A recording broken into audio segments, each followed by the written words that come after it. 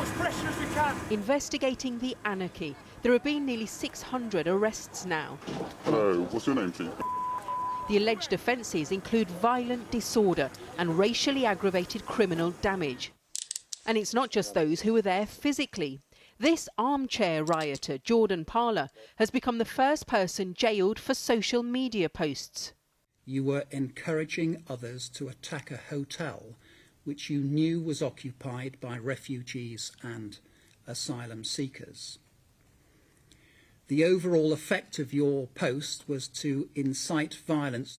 Parler's initial Facebook post received 6 likes, but it was then sent to 1,500 friends. He wrote, "Every man and his dog should smash the F out of the Britannia Hotel." His mum told the court the 28-year-old was caught up and swept away by emotions circulating around the country. The sentence that I pass has been reduced by 1/3 to reflect your guilty plea. The sentence is one of 20 months imprisonment. Keir Starmer said today laws governing social media will be reviewed. There's been a debate about the Online Safety Act, which gives the regulator Ofcom the power to fine social media platforms that fail to tackle disinformation. Police chiefs have raised concerns at the length of time it takes technology companies to remove problematic posts. I do agree that we're going to have to look more broadly at social media after this disorder, but the focus at the moment has to be on dealing with the disorder and making sure that our communities are safe and secure. Around 150 people have now been charged, including not just those who rioted, but those who took them on. In Leeds, 2 Asian men who went on an anti-racism demo and then punched far-right protesters in the city centre have been jailed. 21-year-old Samir Ali was given 20 months for a fray. 31-year-old Adnan Ghafoor 18 months for the same offence, with further time for breaching a previous suspended sentence.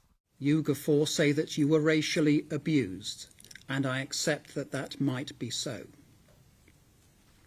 There was then an outbreak of violence in a public street in the middle of Leeds, and was started by a group with which you were associated. After the violence of the last week, 6,000 riot officers will be deployed this weekend as police remain on high alert. The government believes their constant public messages about swift and robust justice will act as a deterrent, including this Home Office video.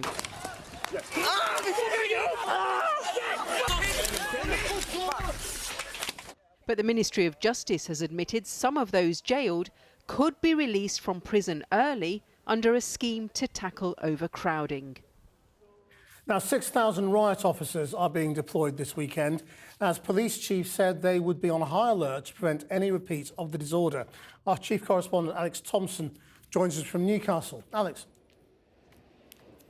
Yeah, well, the message from Newcastle City Council and Northumbrian Police is that this city is very much open for business, life as normal. As if to illustrate that, Newcastle United about to kick off a pre-season friendly with a number of European clubs over this coming weekend. Well, almost as normal, because I'm standing on Gallowgate, the street which leads out of the football ground down to the city centre, where a number of businesses have already boarded up. Just as the owners say, as a precaution against possible trouble.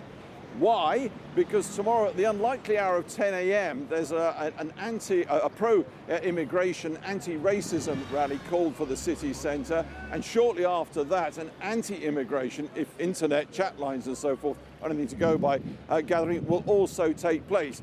Now obviously those gatherings, the latter gatherings, have been pretty much a springboard for violence over several days, as we've all become all too well aware.